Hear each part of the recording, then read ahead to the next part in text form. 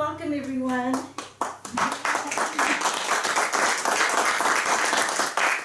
That's a song from the CD that I recently recorded, and I thought I'd play it so it kind of sets the tone for the events of today.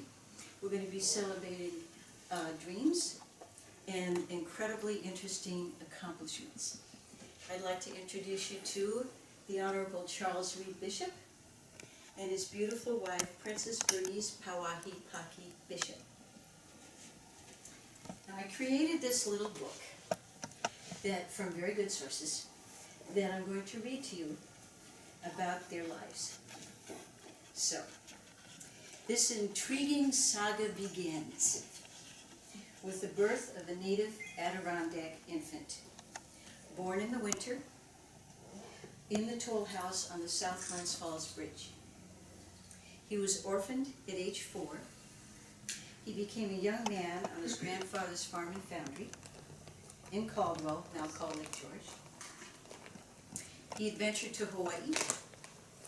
He married a royal princess and became a legend as one of the greatest businessmen, entrepreneurs, philanthropists, and benefactor of the Kingdom of Hawaii. And then he was laid to rest in the Royal Mausoleum next to his beloved wife at the age of 93. And I think you'd agree with me that he's a good example of somewhere over the rainbow, dreams really do come true. Now let's talk about some of the fascinating details. Samuel and Maria Bishop were thrilled to welcome Charles into the world on January 25th, 1822. 2 years later, his brother Harry was born. 2 weeks later, Maria died, and shortly after, Samuel passed away. So by age 4, Charles and his brother were orphaned. Charles was brought to his grandfather Jesse's 123-acre farm and foundry in Lake George, which we own a small part of, on which he worked. The depression in the land, which I will show you later, is the marked location of the foundry. Please come in. Please come in. Have a seat. Have a seat. No, we're good. You sure? Yeah. All right. As well, he worked at Mr. Warren's large mercantile, located in Warrensburg. These years were the years that molded and shaped his principle-centered, distinguished, noble character of integrity, forthrightness, and honesty that served him well throughout his life, and that's what truly impressed me, and that's why we're having this event today. At age 20, he left the farm for new horizons. After a few years spent at Sandy Hill, now Hudson Falls, he and his close friend, William Little Lee, decided to strike out on their own and set sail from Boston for Oregon Territory, a trip that took them around the tip of South America at the hazardous Cape Horn. This trip was supposed to take 4 months. Instead, it took 8 months. Treacherous and terrible trip. They decided not to venture on, so they got off at the provisional stop in Hawaii. At the age of 24, with only a formal 8th grade education, he was ready to take on the world. William, with a Harvard law education, founded the official legal system in the Kingdom of Hawaii and was their first Chief Justice of the Kingdom of Hawaii's Supreme Court. He helped draft the 1852 Constitution and eventually became Chancellor. He was very happily married, but he had continuing issues with TB and died quite young and was brought back in a casket filled with rum. Sarah told me that. And buried in Union Cemetery in Fort Edward. The column at his site was specifically cut to show his short life. William was known by the natives as the City of Refuge, the person now, for all he did for the poor and the destitute. Charles easily found work, first at Ladd and Company, a mercantile and trading establishment, then at the U.S. Consulate in Honolulu. In 1849, at age 27, Bishop signed an oath to, quote, support the Constitution and the laws of the Hawaiian Islands, unquote, and soon after was appointed Collector General of Customs for the kingdom. He met Princess Bernice Pauahi in 1847 when he was 25 and she was only 16, while she was still a student at the chief's children's school. This was a very unconventional love story between a Caucasian haole and a Hawaiian princess. After meeting, he began calling on her nearly every night thereafter. They fell deeply in love, but the princess's parents, High Chief Abner Haki and Laura Konia, heatedly opposed the match. They had already betrothed her as a child to Lot, her adopted Hanai brother, who later became King Kamehameha V. She was in line to be queen, the great-granddaughter of King Kamehameha I, through her mother's lineage, a true ali'i nui. She was 9 years his junior, and against her parents' wishes and the objections of family and friends, Charles courted and married her in 1850 at the age of 28 in a small private ceremony in the parlor of the school. Their relationship stood the test of time and eventually won the respect and admiration of Pauahi's parents and that of the greater Hawaiian community. In short succession, Charles was made a lifetime member of the House of Nobles, appointed to the Privy Council for over 30 years, appointed to the House of Representatives, helped organize the Royal Hawaiian Agricultural Society, opened a bank under the name of Bishop and Company that's still currently operating as the first Hawaiian bank, founding the entire banking system in the Royal Kingdom, and generally, without realizing it, laid the foundation for his leadership in the islands. Despite his many entrepreneurial businesses, including sugar and real estate ventures, Bishop managed to serve 6 kings and 1 queen. Kamehameha III, the 4th, the 5th, Lunalilo, Kalakaua, and Queen Liliuokalani in a variety of positions.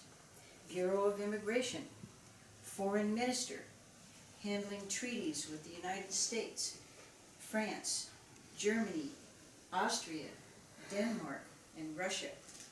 President of the Board of Education for years, President of the Chamber of Commerce, Chairman of the Legislative Finance Committee, Commissioner of Crown Lands, and Commissioner to increase the original Hawaiian population.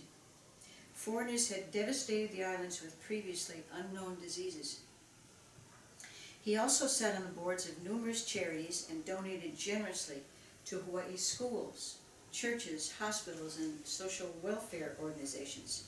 When we lived in Hawaii in 1964 to 66, we went to Sacred Hearts Academy, a Catholic prep school for girls established in 1909, for which he was a benefactor as well. Among many awards and accolades he received, the highest honor Japan could give a foreigner from Emperor Meiji, the Imperial Order of the Rising Sun. They lived in their home named Haleakala and entertained often to the delight of visiting royalty, dignitaries, and other notable guests. She loved to dress in Victorian-era attire, as did many others. And being very musical, as all in the royal house of Kamehameha were, she entertained them by singing and playing the piano.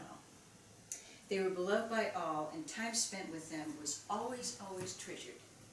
Princess Bernice was known as the traveling princess, as she and Charles loved visiting locations all throughout Europe, Provence, the south of France, where my husband is from, Monte Carlo, Germany, Austria, Venice, and Rome. He brought Princess Bernice to this area of New York 3 times. His grandfather knew of the marriage, but did not live to have the pleasure to meet the princess. Lot, her Hanai brother, King Kamehameha V, fell ill. To explain this, Hanai means adopted. This was a very common practice and an honor in the traditions and culture of Hawaiian society. It's fostering, educating a child for a time, and then returning them to their natural parents. On his deathbed, King Kamehameha V summoned Princess Bernice Pauahi to declare his intentions of making her heir to the throne. She declined the crown, saying, quote, "No, not me, there are others," unquote. He persisted. She refused. Quote, "No, I want to care for my people, not rule over them," unquote.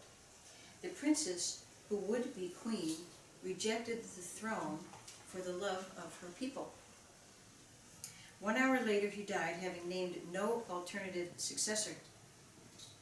Dynastic rule by the Kamehameha family ended then in 1872. With the death of Kamehameha V, and the throne passed for the first time to the house of Kalakaua. Princess Bernice and her cousin, Princess Ruth Ke'eli'olani, and Queen Emma were among the last surviving family members of the house of Kamehameha. Then Ruth passed on and bequeathed all her wealth and worldly possessions to Bernice. At this moment she now owned 9% of all the lands in Hawaii, in the islands, the largest private landowner in Hawaii. 1 year later, Bernice lost her life because of complications with breast cancer. In Charles's letters that speak of Princess Pauahi, they reveal a very deep love and affection and respect for his wife that suggests she was a major source of his happiness throughout their 34 years plus of marriage. They were constantly sharing the day's adventures in detail with each other, taking great pleasure in their conversations. Soon after her death at the age of 52 in 1884, he wrote, quote, "I know you all loved her, but no one could know her at all well and not love her. For myself, I would only say that I am trying to bear my loss and my loneliness as reasonably as I can, looking forward hopefully to the time when I shall find my loved one again," unquote. Perhaps dreaming of the sweet shared moments in their lives instead of focusing on the great loss would help to still the sadness in his heart. Ma'ala, the royal mausoleum in Nu'uanu Valley, was completed in 1865 to shelter the remains of Hawaiian royals. By the time Pauahi died in 1884, the mausoleum was overcrowded with caskets. Bishop built an underground vault for Pauahi and 23 members of her royal ohana, the Kamehameha dynasty. In 1887, in the evening, with torches lit, their caskets were ceremoniously transferred from the mausoleum to the new underground vault. Along with Pauahi and her parents, Paki and Konia, 4 kings and 4 queens were laid to eternal rest.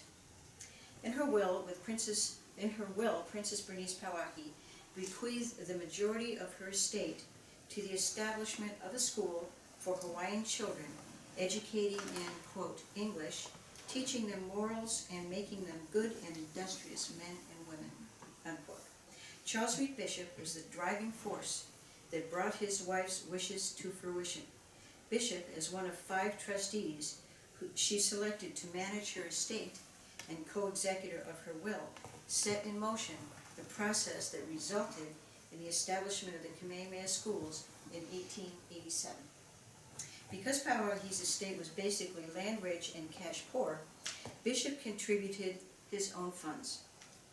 This taken from a letter from Charles Reed Bishop, quote, "Being interested in her plans and wishes, and because of her very generous gifts to me, I decided to carry out her wishes regarding the schools and promised to do something toward a museum of Hawaiian and other Polynesian objects. In order to accomplish something quickly without sacrifice or embarrassment of her estate, I soon conveyed back to her estate the life interest given by her will and added a considerable amount of my own property in Oahu, Hawaii, and Molokai. The revenues from the leasing of Bishop Estate lands to homeowners and businesses were to be used and are still being used today to operate the Kamehameha schools. Princess Bernice Pauahi's endowment supports the largest independent pre-kindergarten through 12th grade institutions in the United States. Charles founded the Bernice Pauahi Bishop Museum in 1889 as an enduring memorial to his wife that houses the largest collection of royal heirlooms and Polynesian artifacts in the world, including those of Queen Emma. When we were stationed in Hawaii in the late 1960s, my father donated the key to the foundry he discovered as a child while playing in the lands dedicated by the historic marker we are unveiling today. You played in those fields too. These islands were named the Sandwich Islands by Captain Cook, who was later killed for arresting one of the chiefs of the islands for the theft of cutlery. King Kamehameha I conquered all the islands and unified them, naming them under the big island from which he came, Hawaii. The Kingdom of Hawaii was established by King Kamehameha I in 1810. From 1810 to 1893, the Kingdom of Hawaii was ruled by two major dynastic families, the House of Kamehameha and the Kalakaua dynasty. 5 members of the Kamehameha family led the government as monarchs. Queen Liliuokalani, who was the brother of King Kalakaua and the Hanai sister of Princess Bernice, was the last sovereign monarch of the Kingdom of Hawaii. While riding on horseback with her companions one day, returning to Honolulu from a visit to a friend's ranch, she glanced at Kaneohe Bay, where we used to live, and happened to see a man she knew fondly saying goodbye to a young woman. She found this encounter so romantic that she penned Aloha Oi as a love song in 1878. That song became a farewell song for her kingdom in 1893, when she was overthrown and deposed, actually abdicating by choice to keep the peace, by a provisional government concerned about increasing high U.S. tariffs. That government was deemed illegal by the President of the United States, Grover Cleveland. She was nonetheless imprisoned in her home, the Iolani Palace, then released a year later to lead a quiet life until she died in 1917. When she abdicated, Charles Reed Bishop supported her in opposition to his longtime business associates. He returned only twice for 1 month, and then permanently left the islands for California in 1894 to make a new life in San Francisco, California. January 17, 1893, the Republic of Hawaii was established, eventually to become a U.S. territory, and finally a U.S. state of Hawaii in 1959. Hawaii was the first non-European indigenous state to be admitted into the family of nations, quite a feather in their cap. In 1906, the San Francisco earthquake and subsequent fire destroyed all of his wife's papers, diaries and letters that he had with him. He was absolutely devastated. He then moved to Berkeley, continuing in the banking industry, and through correspondence with the school's trustees, guided the fiscal... Oh, you're here! Fantastic, fantastic.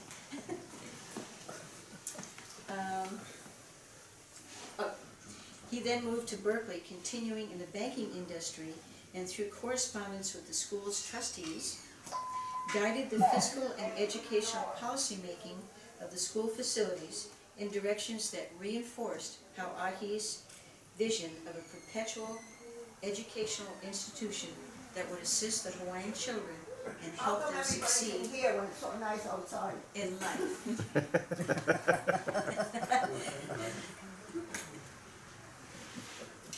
Come in.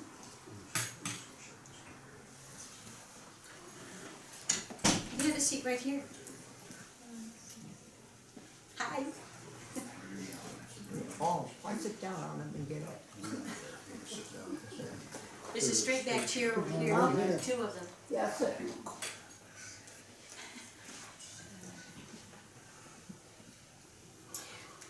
he wanted to establish or she wanted to establish, and he helped her establish a perpetual educational institution that would assist the Hawaiian children and help them succeed in life. In 1915, Bishop became ill for 1 week. His cousin was at his side. June 7th, 1915, he reported that Bishop said to him, quote, "I guess I'd better go.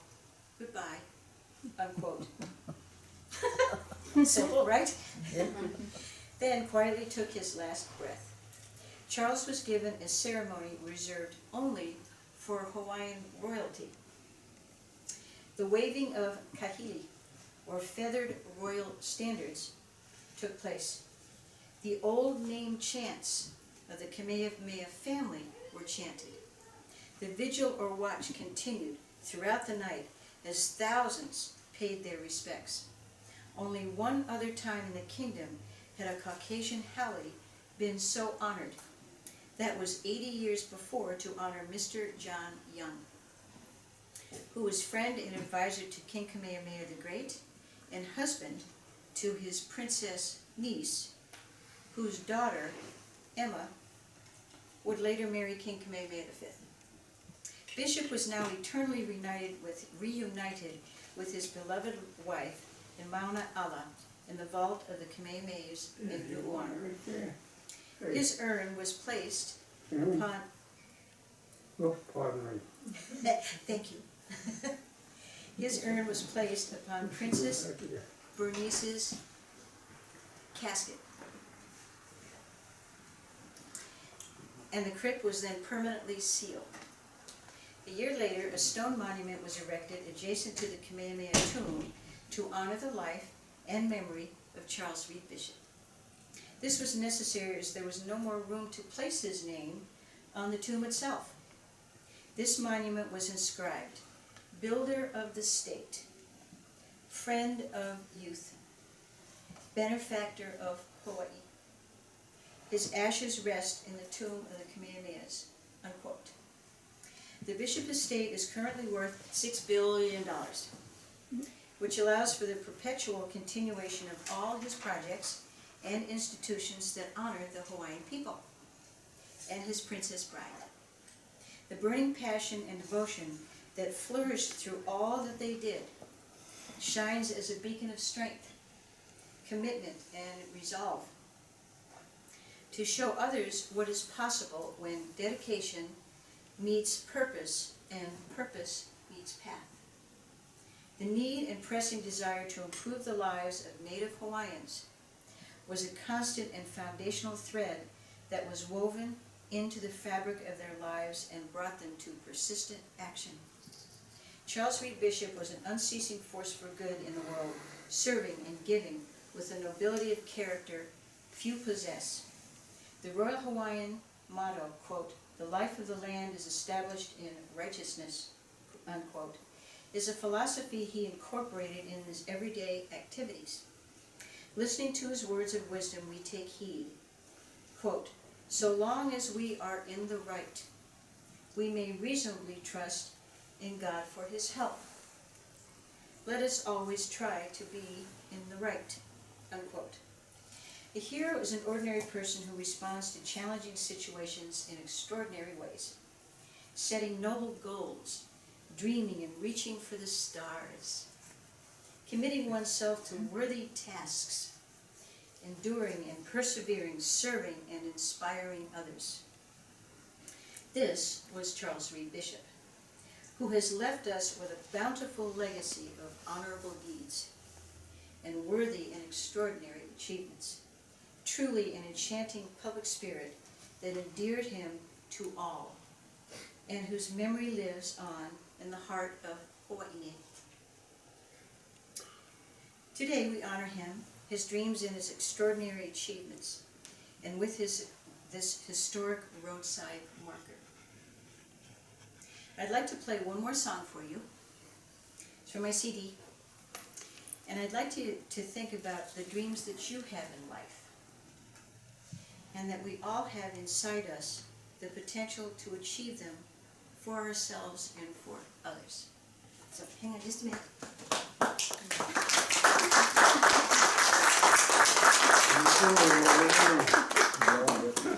Thank you.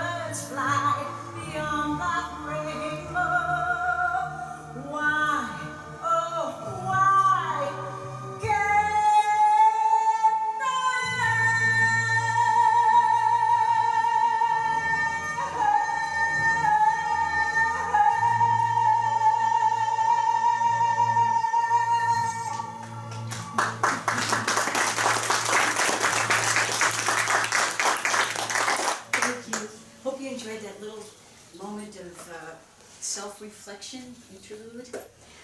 Okay, so next, I'd like to read a couple of poems, really short poems, like very short, but that are very apropos. I wrote 6 books of poetry with some, that I tuned some of those, that I wrote about a year ago. And I think they're very apropos when you think about Charles Reed Bishop. Thank you. Okay. Fear and faith.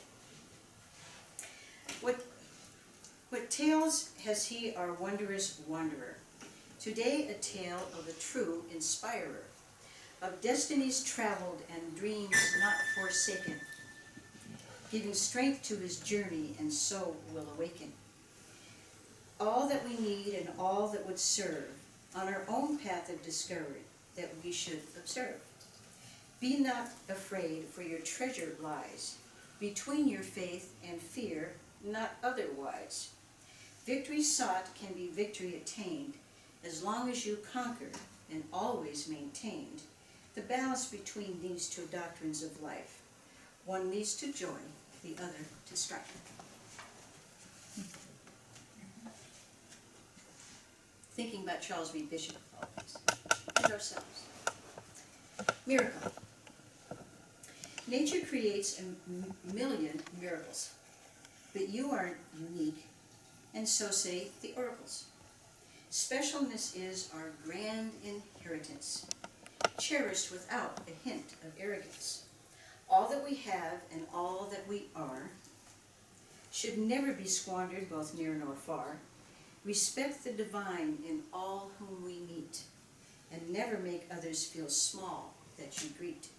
The gifts you've been given cry out for display. As you live out your life, don't lead them astray.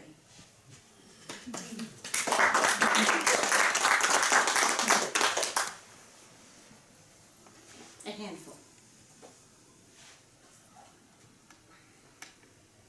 Sacred lessons. With your heart on fire and your mind all aglow, nothing can stop you, this I know. Desires filled with passion, plans set in stone, a path set before you that you totally own. With consistent effort, every step reaps reward. Your dreams and wants you're racing toward. Distractions can come at every turn. Without delay, you just simply return. With laser focus and constant action, you'll ultimately create a chain reaction.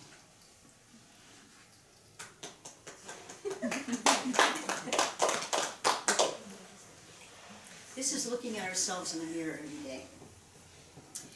When gazing in the mirror, is it friend or foe? Do you wage a battle since a long time ago? Are you bulletproof with your words and truth? Or do you have loose threads since the bloom of youth? Every day when we cast your net, do you cool your heels and not forget to face yourself walking into the fire? Love the mirror, yes, a long-held desire. Being true. All right. The fearsome awesome. Why do some try so diligently in life to avoid the emotions that feel like strife? A life in flight from all the adventure creates a world filled with indenture. The fearsome awesome lives in us all. Oases of calm can falsely enthrall. Open yourself and execute boldly. Trust and believe in your own self solely. Your powers will conquer, then you can blossom. That's the thrill of the fearsome awesome.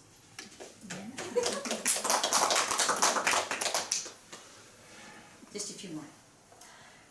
Honor bound. Honor bound. All right. Honor carried is honor worn. Sometimes a challenge, a fire thorn. Wear it proudly, never retreat. It's all that we have to make us complete. When choices are present and decisions are made, integrity and fairness must be displayed. The code of honor is written on our souls, the ancients created and committed to scrolls. One more. The bond. My word is my bond. There's nothing worth more. Mean what I say, straight from the core. Promises made mean promises kept. Making commitments, this I accept. Knowing I'll honor and act as I say. Never excuses or going astray. Basking in truth, hold my head high. No greater feeling, no greater ally.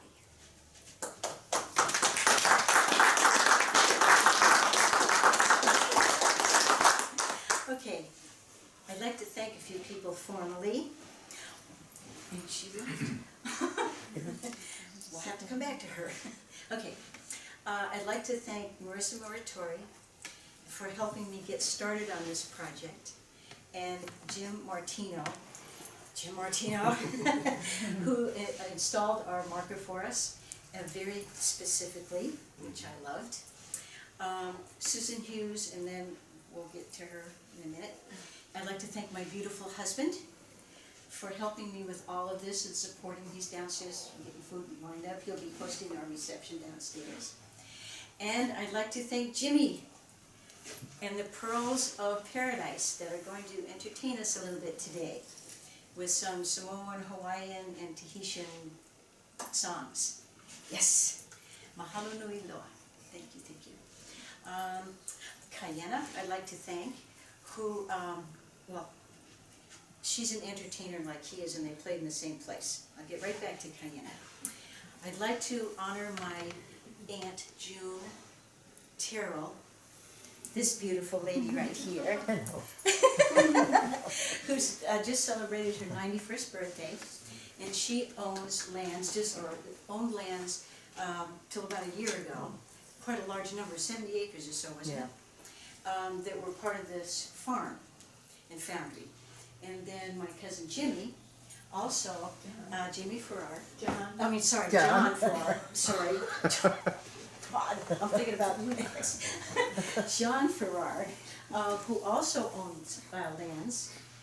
You own The other half of the other half of it, Yeah. okay. And then her husband Jimmy, now she owns, he has passed now, and now she owns some, how many acres is that? Oh, the other half of it, okay. So this marker is not just for lands that I own, which is a couple of acres, 1.76 acres. This is a shared, in my mind, this is a shared family marker. And then, please come in. And this is Paula Miller, who is from the William G. Pomeroy Foundation. And it's because of their foundation that we were actually able to have this marker at all. Then, yes. Thank you, thank you. Then I'd like to honor Kayena. And Kayena is a friend of mine.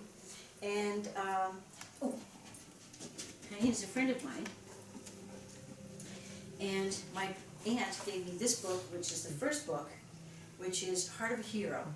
It's written for children, about Charles Reed Bishop. And then Kayena's friend, who is the author of this famous book, is called Man of Hawaii, and he's Colonel Harold Kent, very good friends. And he is the one that assisted her to get her plaque on the bridge for the recognition for where he was born. And Kayena is a Hawaiian entertainer and dancer, and she currently lives mainly in Hawaii.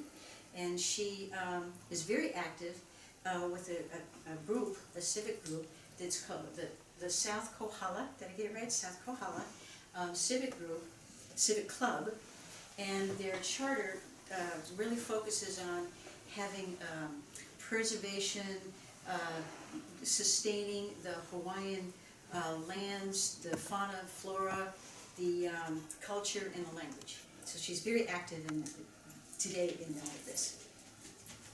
Okay, so I want to tell you what's going to happen after this, which is we'll go to the marker. Kayena is going to have she's gracing us with a chant, going across the field to go to the marker. Then Paula will speak, Marissa will speak, Kayena will speak. I'll have a little something at the end, and then we'll come back and we'll go downstairs and have a show with Jimmy. And what I'd like to ask you to do is to get a beverage that you like, a refreshment that you like, and then take a seat so he can start his performance. And then after that is the buffet that Henri's feverishly working on right now. Okay, so honoring achievements and dreams. Aloha oi, ike ona no ika lipo. One fond embrace, Ahoy, aye, ah, until we meet again. Until we meet again. Aloha, everyone, and mahalo.